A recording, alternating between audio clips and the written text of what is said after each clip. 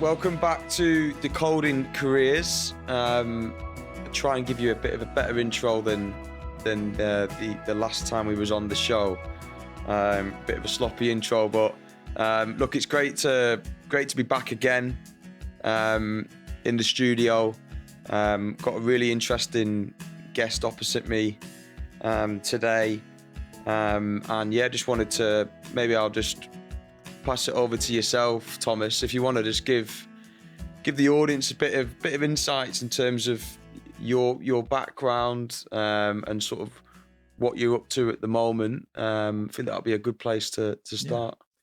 All right. Well, firstly, thanks for having me. Glad to be here. So my background briefly, as everyone can probably understand from my accent, I'm not from Australia. I'm originally from Czech Republic. Professionally, I've been developer for quite a long time, I think 8-9 years. And then I transitioned in my career towards the leadership. And I went through many roles in the leadership sphere. Started as a tech lead, development manager, general manager, group manager, and so on. So till now, where I'm development director with Civica. Yeah. Okay. Nice. And maybe take us back to the very beginning of your career. Yep. And not even your career, just in terms of when you wrote your first line of code. Okay. I think that was like when I was 12 or 13, when I started to get interest about computers and actually bought my first computer. Totally ancient thing. But back then, no internet, obviously, you couldn't get any help online, no learning opportunities there. So pretty much you were just relying on magazines and stuff like that, where everything would be written and you would have to manually write it in the computer and then hope for the best that it compiles and that it actually works. So that was hit and miss for me, but that was probably the first time I got interested in writing code and trying to understand stuff. I think it was like some VB, Visual Basic back then, or something like that, or Pascal. Yeah. Yeah. Okay. Interesting. And obviously started as an engineer, like the majority of the guests that come on the show. What made you? Was it at a certain point in your career that made you think, you know what, I'm loving being an engineer, but I want to become a leader? Do you sort of remember? Yeah. For me, I think always it boiled down to level of frustration that I couldn't make more impact as an individual. Yeah. I always felt trapped in my role, and despite I felt pretty comfortable being a developer and was pretty good in what I was doing, I was just one individual. And it was just frustrating to not be able to make a broader impact, even though I could see how I can influence things more if I would have a little bit more control or people around myself, that we can achieve more. And I think that was the main driver for me to transition. Also, I think everyone takes different amount of time to do that as well, because in my early days in my career, I really didn't care. I just wanted to cut the code, learn myself the programming the best I can. I was eager to be on the bleeding edge type of coding exercise and new stuff in C#. I was just reading books and trying to get ahead of the game. But then it kind of got old even more. Yeah, and that's where it became the next thing. Yeah, okay, interesting. And in terms of when you made your first transition into that leadership role, yeah, when we see success in people's career, we always see the very tip of the iceberg, but we never really see the work that goes beforehand in any sort of situation. And I think it's important to make it clear to new leaders that it's not always everything's amazing. There's a bit of doom and gloom, and there's frustrations there when you're Yeah. transitioning as well. Yeah, 100%. What's your thoughts on that? And did you like face a few frustrations when you was transitioning? Yeah. Yeah, I think that if I could choose and change time now, I would make things way different and probably would make the move towards leadership way early in my career to save myself probably 3-4 years of frustrations. Yeah. I think that my biggest problem back then was that I didn't have the opportunity or didn't seek for the opportunity to educate myself to actually get better as a leader. I sort of was expecting that it's going to just come to me. Yeah. And I was trying to brute force it to some degree as well, where I was so eager to be promoted, to do this, to be a lead or tech lead or team lead. But I was still missing some aspects, of the leader. I couldn't understand the full picture, what that whole role actually encompasses. It's not just that managing people. That's not it. There are many dimensions of the role that people are not aware of. Yeah, Yeah. yeah, okay. And in terms of like, you've obviously gone down the people leadership route. How like obviously as an engineer you get to a path when you're going to go down that leadership route, and there's normally two different avenues: your technical and your Yeah. people route. What made you go for the people route, and did you even dabble in the technical side Yeah. first? Yeah. I think that the absolute honest truth is that I spent lots of time being technical and doing that stuff. And I spent lots of time trying to stay on top of the game technically as well. And I think that the time has changed over the years, where initially you could just be a C# developer and it would be enough. But over the years, technologies evolved, like it's not just one thing you need to be perfect at. You need to be pretty versatile across the board. And I tried it. I try to learn as much as I can. And I was thinking about sort of going towards the technical direction, become an architect or that type of role. Um, but I met in my career a handful of people that were just exceptional from technical point of view. And I'm a little bit perfectionist myself as well. And if I know that I can't be perfect in it, I'm just not gonna waste my time, and I'm gonna find a different path. And for me, the conclusion was that that's not the right path, and therefore I went towards people leadership and delivery and engineering leadership in general. Yeah, okay. All right. And you've led quite big teams and big squads, Yeah. quite a number of Hmm. teams and people.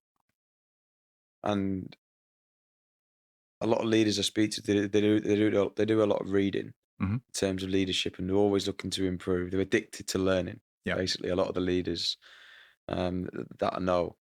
Um, in terms of people leadership, Mm. what's the best thing that you've read and implemented and worked, and you can sit back and maybe give someone some advice? Because we all read things, we all try and implement. Yeah. Some work better than others. Is there anything that really stands out? Um, Firstly, I prefer listening than reading, so I'm absolutely addicted to Audible. I have very vast library there, and just purchasing stuff and then not having time actually to listen to it. Um, I would flip your question. I think that most influential thing for me wasn't actually a book. I think that well, there was a book as well, but it was one of the trainings I I did back in Telstra. So pretty much in the beginning of my leadership transition. Um, and then there was course led by Simon Dowling, who is also pretty amazing person from the leadership and coaching and education. And it was, I think, 4 or 5 days course. It was like very intensive. And I think that something clicked in my head during that course, because till then I wasn't thinking about it the right way. Something changed after that. Yeah. And Simon actually wrote a book as well called Work With Me. So I read that one, and that also sort of deepened the way how to communicate with people and do stuff better in the way from the leadership point of view. So I think that was, I would say, I'm always referring to it as my aha moment from transitioning to being a leader. Yeah, nice. Well, there's some good insights there. Interesting. And in terms of getting the most out of your team, like, what do you sort of bring to the table as a leader that makes you stand out from the others?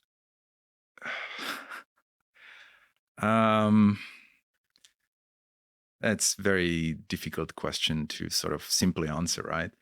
I think that what I bring to the table is that I like to work in a collaborative way where I empower people and I expect accountability and ownership from everyone, including myself. Yeah. So I am very transparent and honest person, and I'm expecting that level of transparency in the communication with my teams as well. So if you put all that together, so collaboration and transparency, it creates trust in the end of the day. So psychological trust, or trust in general, it's absolutely important to have effective teams that are gelling and humming. So in the nutshell, I think that's where my values are. Also, I'm a firm believer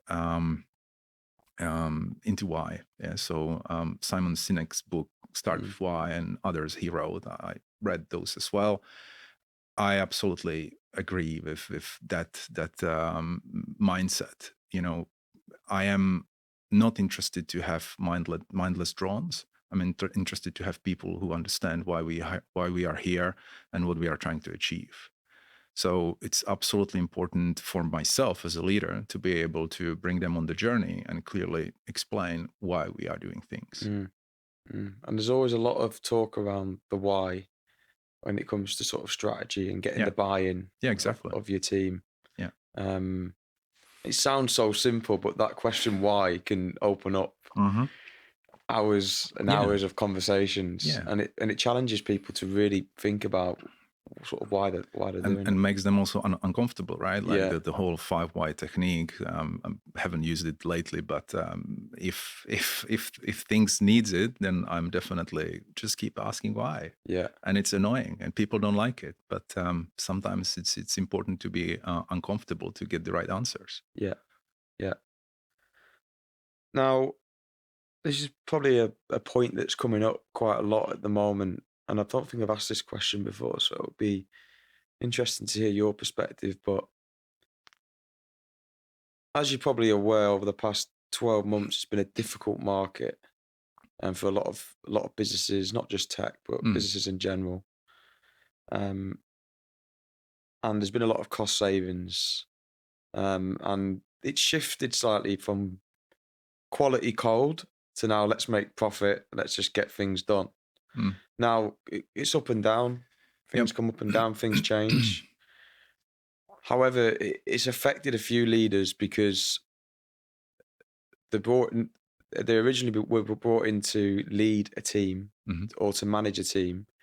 Now they're finding themselves sort of 50% on the cold, 50% leading, to maximize profits and resources for the business. Yeah. If you're in that position,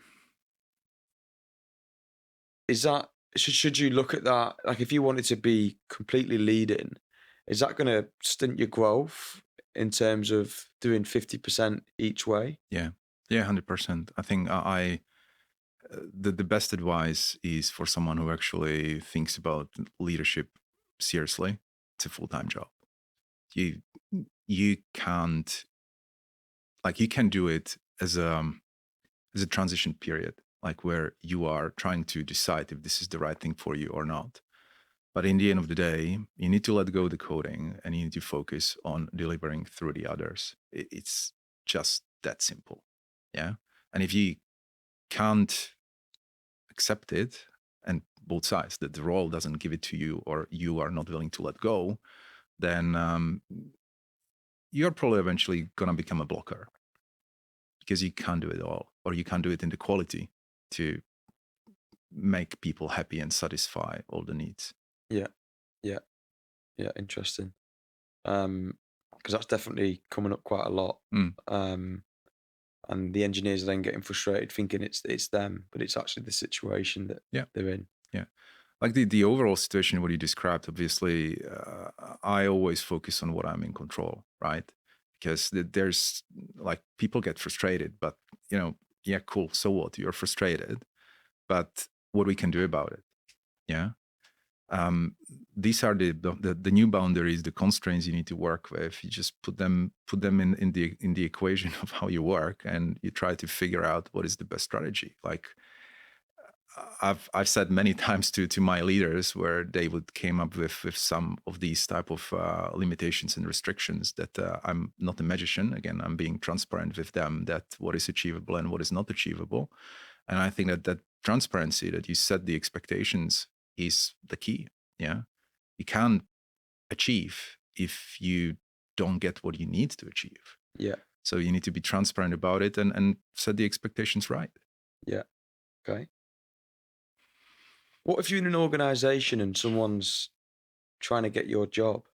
Have you been in that sort of situation before, where you're a leader of squads and teams, and there's people in the team that want to be at that level? Yeah. Do you, as a leader, do you sort of invite that in? Yeah, 100%. I think that my general leadership strategy is that, like, I want to make myself redundant. Okay, I hear that a lot. Yeah. So I spend and invest lots of time working with my reports, coaching them and mentoring them, and help them to grow. Yeah. I have had several of them that they would, when we would meet, they would like, yeah, well, what you are doing, like, can do your job, or what this guy is doing, like this director or CIO, like they just do nothing, right? And it's kind of like, I find it always funny that the level of naivety that and also the lack of visibility, what that role actually takes to do, is not there. It's not visible. Yeah. So once we start really getting into some problems, because as you said before, being a leader is not just easy. Like, it's not just smooth cruising all the time. Like, there are issues, there are like development or delivery issues, customer issues, and people issues. And so you need to be very versatile about how to solve them, and clever about it as well. And I think, like, I personally don't like the people issues. Yeah, it's always the sticky end, where you need to end up with some performance management or some really bad situation that couldn't be avoided other way. And people forget all these things, that, like, it has impact on you as a human as well. Like, I just don't switch off when I close my laptop after work. Like, you still think about it and think about what you said and try to replay it in the head. Did you say the right thing? Yeah. So it takes toll on you as well to be a leader eventually. And I think people need to be aware of that before they step into that type of role. Yeah, being a developer, you just code. That's it. Like, I was thinking about some analogy, right? Like, I'm when I was driving here, I was thinking about, like, how I would quantify being a developer and being a leader. Yeah, and I was sort of, then I came with the analogy, like, if you think about a pilot of the airplane, their only mission is to take off, fly, and land. Yeah, obviously it's a difficult job, but you make it sound easy. Yeah, but in the end of the day, that's their mission, right? But then if you think about all those guys sitting in the tower at the airport, and they have not just one airplane, they have heaps of them, and they need to control everything, that all these flights are going the right way, they are at the right altitude, and they come on time and all that stuff. That's what leadership is. You're just juggling so many things at the same time. You don't have one mission. That's a great analogy. Yeah, I never heard that before, so that's really good. I like that. Yeah. It's so true. And again, you sort of do forget about, not forget, but you look at the pilot and go, well, he's just responsible. You sort of don't really think about who else is sort of supporting that role. Exactly. So that is really interesting. What I'm finding with a biggest challenge for people leaders like yourself is to stay in touch with the latest tech, because obviously you're not involved in the tech on a daily basis, but you're still solving some real complex problems from a high level. What do you do to sort of keep yourself sharp? Yeah, well, it's pretty much to do two learnings at the same time, right? Like, you want to be a better leader, so you focus on your leadership career and educating in that way, but also it's still technical job in the end of the day, so you need to understand. What I do is I think that I'm reading lots of online articles and blogs and that type of stuff. Yeah, I don't specifically focus on like a specific piece of technology or something like that, that I would really uncover it deep and understand all the nitty-gritties there. But for example, around cloud infrastructure, right? So I work with all clouds you have from Google and Azure and AWS. And for my job, it's absolutely crucial that I understand to a degree what is there, how to effectively use it, what is the impact, for example, from the cost perspective, what are the good practices from this type of angle. Yeah, I'm not interested personally in setting up pipelines or how that stuff works, because that's not what I need to know. But understanding that if we go this path and I don't know, the things are not scalable, or we are using VMs instead of serverless, that there is different costing for all these things. And most of the companies, again, they are now trying to drive this cost down. And it's not just now, like generally, you shouldn't be paying more for what you need for your infrastructure, right? So I think that this is important for me. Yeah. Because there's not much point if you're at your level as well. Tech's changing so quickly. Exactly. If you was to get your head in a certain tech, and next thing you know, it's moved on to another sort of framework, or it's developed, etc. Okay, because a lot of leaders I speak to as well, some of them do side projects. Yeah, I do as well. Yeah. Well, trying to. It's just time, isn't it? Yeah, it's like if you need to juggle work and family, there's really not much time to do other things. I've been trying to learn Flutter and Dart for quite a long time to do some mobile applications. Right. And, it's been very slow burn. Let's call it that way. Yeah. Right. Interesting. And there's been quite a big push, not push, but what I'm finding with a lot of the leaders that I'm speaking to, like empathy seems to be a massive attribute that a lot of these leaders are talking about. Like, I think my question to you is, obviously we need to be empathetic, but when the pressure's on, it's hard sometimes. You've got to sort of step back to remain as empathetic as possible and not let the pressure get to you. How do you sort of go about that? Because at the end of the day, you've got deadlines, things need to get done, and there needs to be a line. I think that the first thing is that what I'm trying to do, I'm trying to really understand the picture now, what is happening. Yeah. So at certain point of time, I should have pretty good knowledge about where we are and why we are where we are as well, to be able to provide answers. So that can mitigate the whole risk of actually flipping towards some emergencies and increasing the pressure, because no one wants to work under pressure, or especially ongoing pressure. That's just not healthy environment, and there needs to be some broader change.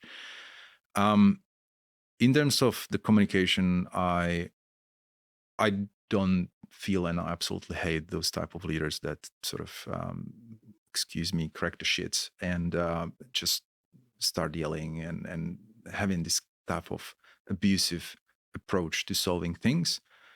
I don't necessarily feel that that leads anywhere,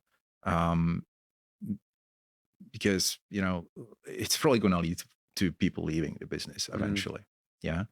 So for me, it's again the expectations, understanding what is not possible, communicating with people, getting facts and data, working with that, and then going back to whoever is the stakeholder and providing the expectations about what the reality is.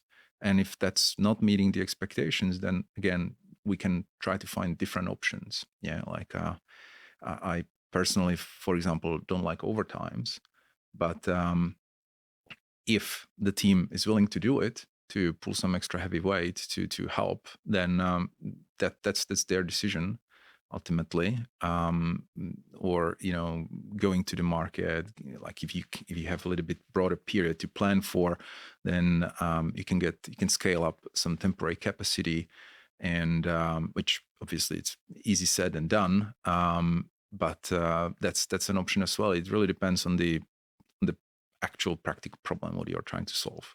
Yeah. Okay. And probably lastly, what I'm really curious to know, and I've been asking different leaders the same question as well, and everyone's got similar but different perspectives. For the engineers that are listening, I'll probably take note at this part as well, because there's more and more engineers that are curious about how to become better. Mm-hmm. And I've asked this question a few times, but in your opinion, what separates an average engineer to an exceptional engineer this day and age? In the way that they want to stay engineer, or in the way that they want to step up As an engineer. as an engineer? I think for me it's always about attitude. Yeah, I think that skills can be trained, attitude can't. So attitude matters. If someone is really passionate about what they are doing, if they have buy-in in what they are doing, they are just really going above and beyond in their own work. They are working with their team and other people, collaborating and communicating and mentoring other people, having around, let's say, grads or juniors that they can coach and stuff. That's really the sign that this guy is really awesome. Yeah. Yeah. But if you was interviewing an engineer, how do you identify that without working with them previously? I am usually going to only cultural part of the interviews, right? Because that's where it really matters for me. Yeah. What I'm asking are usually questions about sort of how they would react in specific situations, how the problem solving type of approach, behaving under stress and pressure as well, like if they are going to crack, or if they are actually just objective about the problem and working with facts rather than losing their head in the process. The maturity of the senior engineer, for example, is also about understanding that it's not just about cutting the latest and greatest code. It's also about understanding the bigger picture and the business targets as well, right? Sometimes we need to say no, but the no, it's not now. Yeah. And they need to understand that, and rather we are winning together and we are losing together. So if we have some targets and trying to deliver something, that they really need to be aligned with that mission to deliver it, rather than trying to boil the ocean in the end of the day. Yeah. And that's especially the more senior you get. It's more about the problem you're solving, and then the code's a byproduct. Yes. Yeah. To solve the problem. Yeah. There's obviously the technical part of the interview. Yeah. But again, like you would expect that you get in that level some level of expertise in the field you are looking for, which is usually easy to validate. But yeah, like if you have some niche type of technologies, for example, what you're working with, for me, it's not usually absolute necessity. Like it's good to have. It can be learned. It's about the attitude. Yeah, like you are frank in the interview. Like this is the tech stack what we have, and as part of your role, we will need you to get up to speed with this and be able to work with that too. And like, yeah, cool. I like learning. Yeah. Happy days. Yeah. No, interesting. And every leader seems to be saying the same thing for the audience that are listening as well, especially engineers. Attitude, taking responsibility. Mm-hmm. They're seeming to be the biggest drivers, probably 80%. Yeah. Rather than skills, because skills can be learned. If you're an engineer, you're pretty smart. You can learn things pretty quick. Yeah, I think it's also about like the responsibility might be tied with the ability to work independently. Yeah. Like as I said, I hate micromanagement in general, and I expect that everyone in my team not operate in that way. So it goes down to the team members that the expectation is that they are effective, they can do stuff done, and they are resourceful in the way how they operate to find a way to solve it. So they are not sitting on problems, they go out and solve the problems collaboratively if needs to. Yeah. Well, Thomas, I can appreciate I've threw a lot of questions at you there on the spot as well, and I'm sure you can appreciate that we can't cover everything that might be running through your mind in terms of bringing a few things up. But is there anything that I've not touched on that you'd like to mention or bring up in terms of helping engineers or even leaders transition through the ranks? I think that maybe one thing that I would mention is that if you want to be promoted, if you want to become a leader, want to transition to be a leader or promoted in general, don't just expect that it happens because you are doing a good job. Yeah. What do you mean? What I mean is that like if you are an amazing engineer and you can cut the code, then you are just that. You are not demonstrating other abilities you have. If you want to be the leader, you need to start doing that. You need to start asking for opportunities to take on projects or get a couple of juniors around yourself, like to really demonstrate that you actually have some leadership capabilities. It makes it way more easier, and you are going to be on top of the list if there is a role, or if you apply for a role internally or externally. You have something to talk about in the interviews. You have demonstrable experience. So just don't sit, be proactive. That's the advice I would give. Yeah, and I touched on this the other week as well. It's a really good point, because at the end of the day, you're getting paid to do that job. Yeah, exactly. So just get it done. Yeah. But you shouldn't be knocking on the door for a promotion. You should be doing the job already, and then the promotion should follow. Exactly. But yeah, there is a lot of people that get caught up in that world. Mm-hmm. I've done my job. I've done this. Right. Well, but what the way to look at it as well is, you need to sort of make yourself irreplaceable as well. Mm-hmm. If you take on so much stuff and you've got all that business logic and you're learning so much, and it's going to cost the company more to replace you, not just in terms of finances, in terms of effort and stress as well. Mm-hmm. But like you said, you've got to put yourself out there to get in them positions, not just do your job. So I think that's a really interesting point that you mentioned there. Yeah, like you really need to, you don't want to become a silo. You don't want to be the only SME, because then you will be the only SME. Yeah. Yeah. You are closing the door before it even opened. Well, Thomas, really appreciate you coming on the show. I told you it'd be nice and casual. It feels like, I know at first it's a bit daunting, but it's been a great conversation, and really appreciate your insights. Again, the amount I'm learning myself from the leaders like yourself is some of the things that I've learned today. And I think I can tell that you're quite in terms of the leadership personality, I can see you being, I can't see you cracking under too much pressure or stress. I feel like you just work through it, take a step back. Yep. But I think there's some really good insights there that you've gave to engineers and leaders. So appreciate coming on the show. Yeah, thank you very much. Thank you for having me. It was a pleasure. And if you are in the town again, give me a buzz, mate. Yeah, sounds good. Yeah.